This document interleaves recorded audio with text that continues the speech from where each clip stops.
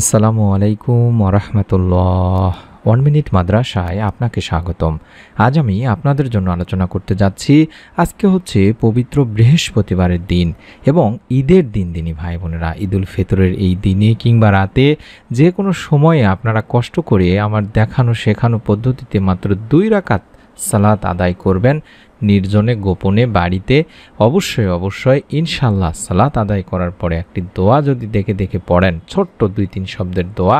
আপনারা সকলেই কম বেশি জানেন, না জানলেও সমস্যা নেই, আমি বাংলা উচ্চারণ দেখায় দেব, আরবি উচ্চারণ দেখায় দেব। এই দোয়াটি নামাজ আদায় করার পরে যদি পড়ে আল্লাহ তাআলার কাছে আপনি আপনার জীবনের সব গুনাহের জন্য ক্ষমা চান, আল্লাহ তাআলা ঈদের দিনের খুশির ওসিলায় আপনাকেও ইনশাল্লাহ মাফ করে দিতে পারেন।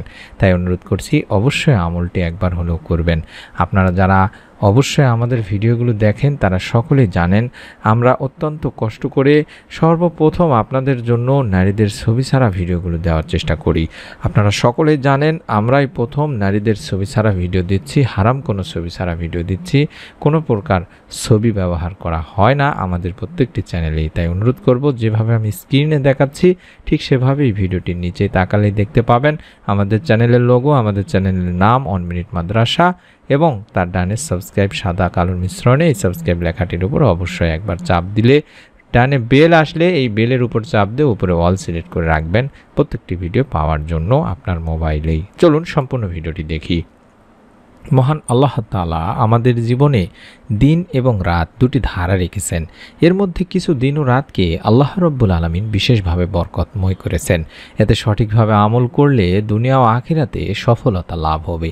এমন একটি রাত হলো বৃহস্পতিবারের রাত, অর্থাৎ জুমার দিনের আগের রাত। বৃহস্পতিবারে সূর্যাস্ত থেকে শুক্রবার শবে সাদিক পর্যন্ত সময়টা অনেক বরকতপূর্ণ। হাদিসে এই রাতের অনেক ফজিলত, বরকত ও উপকারিতার বর্ণিত হয়েছে। বান্দার আমল আল্লাহ তাআলার সামনে উপস্থাপন করা হয় এই রাতেই, অর্থাৎ পুরো সপ্তাহের আমল আল্লাহ তাআলার সামনে উপস্থাপন করা হয়। এই জন্য বৃহস্পতিবারে রোজা রাখতেন নবীজি সাল্লাল্লাহু আলাইহি ওয়াসাল্লাম। এই বিষয়ে নবীজি সাল্লাল্লাহু আলাইহি সাল্লাম বলেন, বৃহস্পতি ও সোমবার আল্লাহ তাআলার সামনে বান্দার আমল উপস্থাপন করা হয়। তাই আমি চাই আমার আমল পেশ করার সময় আমি যেন রোজা অবস্থাতে থাকি। সুবহানাল্লাহ। এই দিনের রোজার সবচেয়ে বড় ফজিলত হলো এর মাধ্যমে আল্লাহ রব্বুল আলামিন বান্দার গুনাহ মাফ করেন। আবু হুরায়রা রাদিয়াল্লাহু তাআলা আনহু থেকে বর্ণিত, তিনি বলেন, নবীজি সাল্লাল্লাহু আলাইহি সাল্লাম গুরুত্বের সাথে সোমবার বৃহস্পতিবার রোজা রাখতেন। আমরা যেহেতু ঈদের দিন রোজা রাখা জায়েজ নেই, অর্থাৎ রোজা রাখা হারাম বলা হয়েছে, সেহেতু আমরা রোজা না রেখেই ঈদের নামাজের জন্য আমরা অবশ্যই নামাজ আদায় করব। তার আগে কিংবা পরে, দিনে কিংবা রাতে, যখনই সময় পাবো, এই ঈদের দিন কিংবা রাত যখনই সময় পাবেন তখনই কষ্ট করে 2 রাকাত সালাত আদায় করে নিয়ে নিয়ম মেনে এই দোয়াটি পড়বেন। শয়তানের প্ররোচনায় পড়ে মানুষ আল্লাহর অবাধ্যতায় লিপ্ত হয়, গুনাহ করে ফেলে। কিন্তু গুনাহ হয়ে গেলে একজন মুসলমানের প্রথম কাজ হলো তওবা করা, আর তওবা মানে হলো গুনাহ থেকে প্রত্যাবর্তন করা, আল্লাহ তাআলার কাছে ফিরে আসা। পাপী বান্দাদের আল্লাহ রব্বুল আলামিন তাই আশার বাণী শুনিয়েছেন। বর্ণিত হয়েছে, হে আমার বান্দারা, যারা নিজেদের উপরে জুলুম করেছো, তোমরা আল্লাহর রহমত থেকে নিরাশ হও না। নিশ্চয়ই আল্লাহ সব গুনাহ মাফ করেন, তিনি ক্ষমাশীল পরম দয়ালু। শুধু তাই নয়, এক হাদিসে হযরত আবু হুরায়রা রাদিয়াল্লাহু তাআলা আনহু থেকেও বর্ণিত আছে, আল্লাহ রাসূল সাল্লাল্লাহু আলাইহি সাল্লাম বলেন, তোমরা যদি পাপাচার করতে, এমনকি তোমাদের পাপ আকাশের সীমা পর্যন্ত পৌঁছে যেত, অতঃপর তোমরা তওবা করতে, তাহলে আল্লাহ অবশ্যই তোমাদের তওবা কবুল করবেন। সুবহানাল্লাহ। তাই আমাদের যখনই গুনাহ হয়ে যাবে, বিশেষ করে আজকের এই পবিত্র ঈদের দিনে কিংবা রাতে, আমরা যখনই সময় পাবো, হাদিস অনুযায়ী বিশ্বনবী সাল্লাল্লাহু আলাইহি সাল্লাম যেভাবে বলেছেন, যদি কেউ গুনাহ করে ফেলে তারপর পবিত্রতা অর্জন করে, তারপর 2 রাকাত সালাত আদায় করে আল্লাহ তাআলার কাছে ক্ষমা প্রার্থনা করে, তবে আল্লাহ তাকে ক্ষমা করে দেন। তিরমিজি শরীফের একটি হাদিস। আমি প্রথমে এই দোয়াটি শিখিয়ে দিব, তবে যে নিয়মটি বললাম, পবিত্র আজকে ঈদের দিনে কিংবা রাতে যখনই সময় পাবেন তখনই সুন্দর করে ওযু করে 2 রাকাত আগে তাওবার নিয়তে সালাত আদায় করবেন, যেভাবে নফল সালাত আদায় করেন সেভাবে। তারপরে নামাজ শেষ করার পরে আপনি অন্তত 11 বার আল্লাহুম্মা সাল্লি আলা মুহাম্মাদিন ওয়া আলা আলি মুহাম্মাদ, আল্লাহুম্মা সাল্লি আলা মুহাম্মাদিন ওয়া আলা আলি মুহাম্মাদ, আল্লাহুম্মা সাল্লি আলা মুহাম্মাদিন ওয়া আলা আলি মুহাম্মাদ, এইভাবে 11 বার পড়বেন। তারপরে আপনি যে দোয়াটি আমি দেখাচ্ছি, রব্বি ইন্নী যলামতু নাফসি ফাগফিরলি, এই ছোট্ট দোয়াটি কষ্ট করে হলো 3 বার পাঠ করবেন। আমি আরবি বাংলা দুটি উচ্চারণে দেখায় দিচ্ছি। রব্বি ইন্নী যলামতু নাফসি ফাগফিরলি, রব্বি ইন্নী যলামতু নাফসি ফাগফিরলি, এভাবে 3 বার পড়বেন। এই দোয়ার অর্থ হচ্ছে, হে আমার রব, নিশ্চয়ই আমি আমার নফসের প্রতি জুলুম করেছি, সুতরাং আপনি আমাকে ক্ষমা করে দিন। সূরা আল কাসাসে বলা হয়েছে।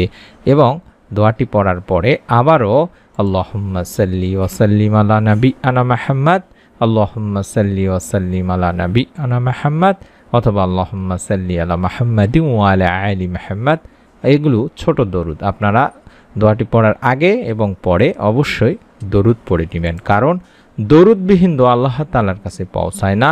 তাই দোয়ার সময় অবশ্যই আল্লাহর প্রশংসার পাশাপাশি আল্লাহর রাসূল সাল্লাল্লাহু আলাইহি সাল্লামের প্রতি অবশ্যই দরুদ পড়তে হবে।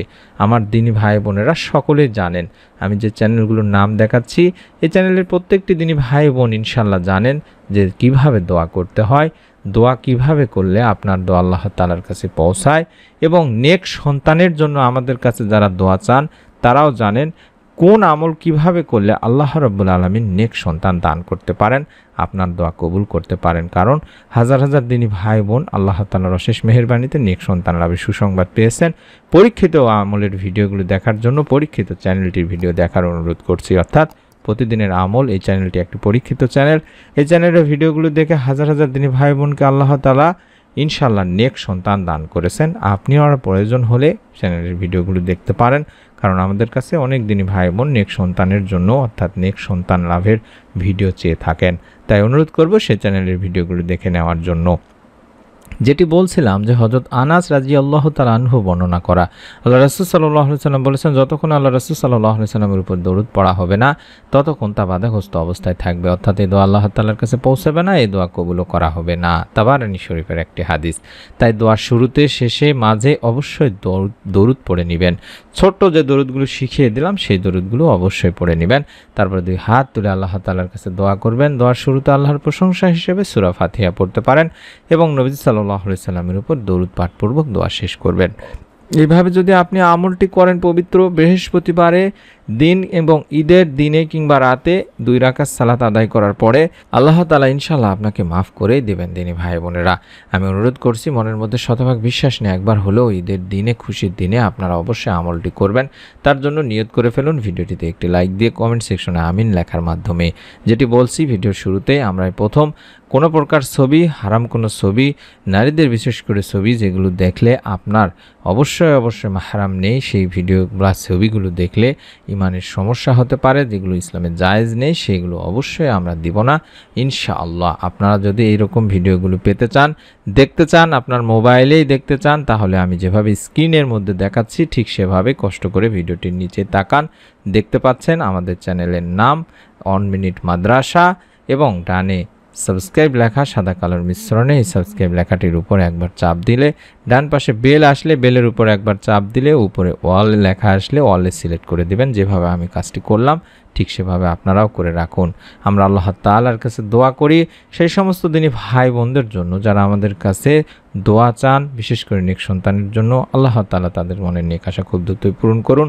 আপনাদের মনের সকলের নেক আশাগুলো যাতে পূরণ হয়ে যায় তার জন্য দোয়া করছি, এবং আপনাদের জীবনের সকল গুনাহ আল্লাহ তাআলা যেন মাফ করে দেন। আমিন। আসসালামু আলাইকুম ওয়া রাহমাতুল্লাহ।